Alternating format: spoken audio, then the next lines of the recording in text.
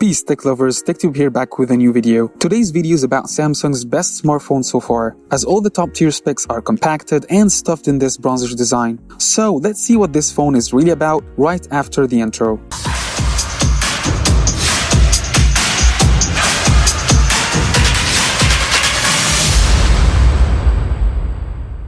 Hello guys, the phone I chose to discuss with you today is the Note 20 Ultra, which has two big jobs. The first is to fill the slot of Samsung's highest tier, zero-compromise phone. It needs to be the phone with the high specs that Samsung can use to say it is second to no other Android manufacturer. The second job is to correct some of the mistakes of the Galaxy S20 Ultra. There is well-established design now for all the Samsung Notes. It's big and square, with a screen that is curved around the sides to minimize the visibility of bezels and leave you with a tighter grip to it.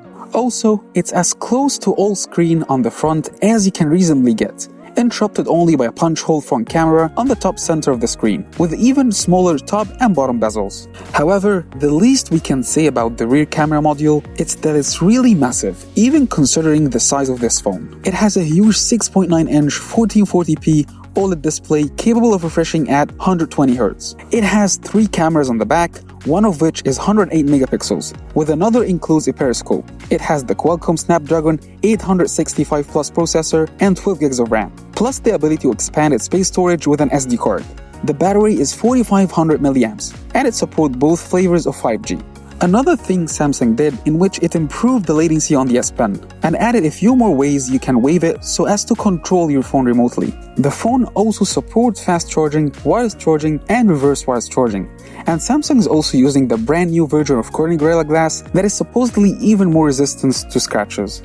Now getting back to the aesthetics of this Note, which has a new kind of finish, which Samsung calls Mystic. It amounts to a texture finish on the glass that should hopefully do a better job of repelling or at least hiding fingerprints. The Note 20 Ultra will come in bronze, black, and white colors. So, flagship specs for the Android world are a check. But still one thing I can't bend my mind around is the rear design with that block of triple cameras. I'm sure Samsung has the ability to change the design of its Note to a better looking one, since cutting the rounds and making it square is enough to repel a lot of people. And adding this huge block at the back is a way too much for me. I mean, a phone that starts at $1,300 better be smart and modern looking as well. So maybe in their defense, using a case, which you'll probably need one anyway to protect your expensive phone, can help flat the back of that device and makes it a little bit more pleasing looking. So let me know what you guys think. Is this design the best Samsung can do in the meantime, especially when it comes to the best phone they are trying to come up with? Is this the way they are trying to impress the Android users?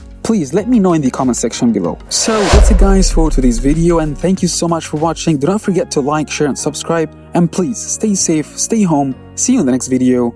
Peace out.